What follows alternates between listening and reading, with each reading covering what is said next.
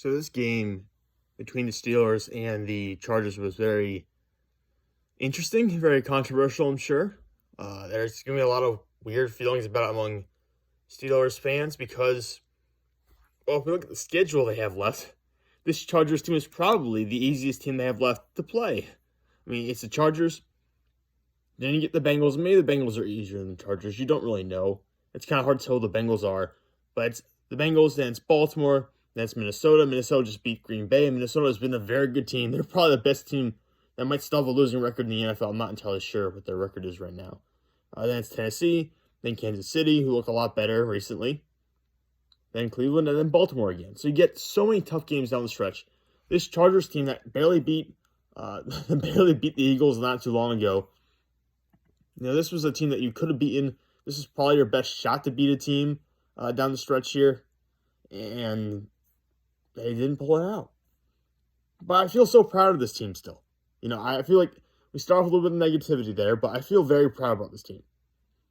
Being able to come back the way they did and make this a 37-41 game at the end, when you don't have Minka Fitzpatrick, you don't have Stephon Tuitt, you don't have TJ Watt, you don't have Joe Hayden, Isaiah Loudermilk's not out there, Kevin Dotson's not there, no Juju Smith-Schuster. I mean, the injury list just goes on and on and on. Not to have any of those guys out there, no Tyson Olulu, and still play this well.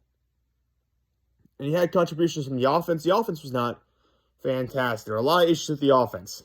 But to have the offense play just well enough to do what they did, and have defense play not great. The defense played pretty bad, giving it 41 points. But to have the stars who are still left on that unit, who are not the third stringers who had to come in and replace some of the guys who got injured, to still have the stars come out and play the way they did, create that turnover late in the game, is tremendous. And have special teams contribute as well, just like they did against the Bills in Week 1, another blocked punt that leads to a score for Pittsburgh.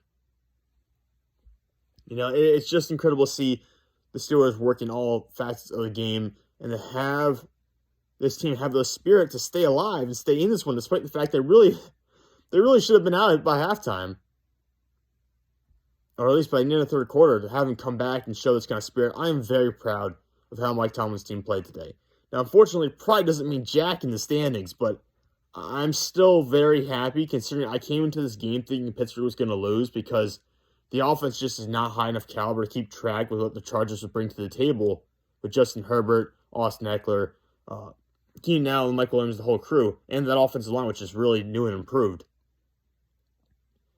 But to be able to keep pace with them like that through a myriad of ways and have the defense make some plays there, it just was very heartening to see that.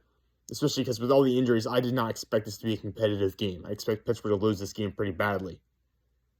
Now, unfortunately, they're the only team in the AFC North that lost this week, so I'm pretty sure they're last in the standings now in the division, whereas they should have been first in the standings after last week had they just beat Detroit, but we'll get to that some other time, I'm sure.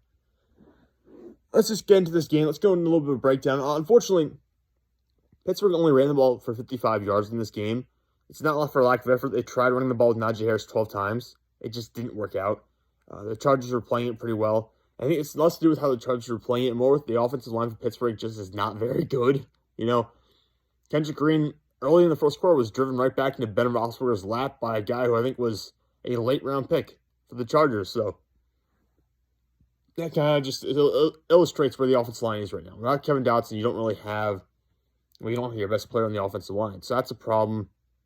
And we saw that in the running game today, which just did not get anything going. The passing game, good enough. You know, I have issues with Ben still. I always will at this point.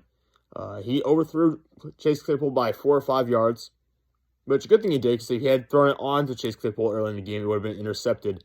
That was the play where he's double covered. Derwin James was rolling back over, and he just overthrew Chase Claypool entirely there. Comes back and underthrows him by 5 or 6 yards. That leads to Pittsburgh having to go for it on fourth down and get no points on what should have been an easy walking touchdown for Claypool because he beat Asante Samuel Jr. by a good 5 or 6 yards. And Ben just underthrew it inexplicably because his arm at this point, he cannot control those deep shots. He just can't. It's either underthrown or overthrown every time. So that was unfortunate. If we had gotten any points on that drive whatsoever, a field goal, a touchdown, it would have really changed the outcome of this game potentially. Not to be a negative though, because again, I am very happy with how this played out. I would have loved to win. I am still overall very happy with the effort though, considering all the pieces we were missing. But I'm just saying, had we scored there, the Chargers didn't come down and score when we turned the ball over on downs, and things kind of play out from there. So I'm just saying things could have been quite different had we just kicked the field goal, or just been able to, not have Matt Canada call plays. Let's just go through the sequence of events there. You get to third down. You run a fade with Chase Claypool on Asante Samuel Jr. Now, this makes sense because Chase Claypool is a very tall receiver. Asante Samuel Jr., one of the knocks against him coming to the draft was how small he is. He's about like 5'10", 5'9", if I remember correctly. He's pretty small. Claypool has 5 to 6 inches on him. And probably maybe 30 pounds, maybe 40 pounds on him. But the fade isn't even catchable. And there's too many times. I hate the fade so much because so often it's not even catchable. When the size difference is that big, just throw it to the receiver. Just throw it right at the receiver. You might as well just do that instead of throwing a fade because it was not a catchable pass. So now it's fourth down. Well, instead of running the ball on third down, if you're going to go for it on fourth down like you should have, you threw a fade. And you go for it on fourth down with Najee Harris and you don't get it. Just run it back-to-back plays. And tell him, hey, jump over the pile like you did later in the game. Just jump. That's your best shot getting in because you're not getting in behind the offensive line. So jump over it. Matt Canada is a problem, I think. And it just has to be said. Matt Canada blew multiple possessions this game. Now, granted, Ben Roethlisberger's arm inherently limits this offense. And the offensive line inherently limits the offense. So you have some limitations here. It's hard to tell how Matt Canada will play us out because he's just working with a bad offensive set right now. But this is another drive later in the game. Pittsburgh gets the incredible turnover. Cam Hayward bats the ball up. I forget if it hit his hands or his helmet. I'm not sure what it hit there. I forgot to watch the replay. But we get an incredible interception there. Great turnover deep in Chargers territory. I don't think we can get a first down there. We have to kick a field goal. We used 19 seconds of the clock. 19 seconds. I don't think the Chargers used the timeout. And we only used 19 seconds. I was like, all right, this is perfect. Now we can wind the clock down. And even if we have to kick a field goal here, at least there will be under a minute left. There were over 3 minutes left because we used 19 seconds. And Chargers immediately come down and score not long after that.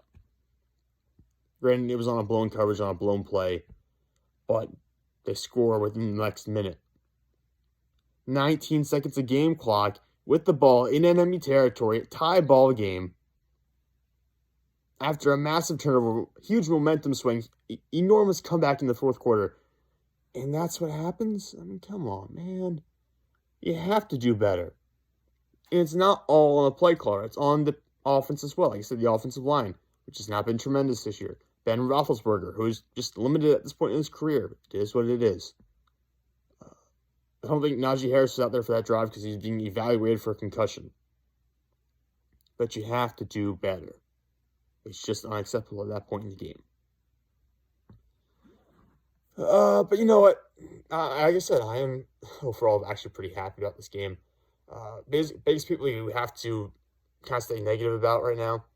Matt Canada is the offensive coordinator, obviously. Devin Bush cannot get off the block to save his life. Is not usable in coverage right now. He just is not.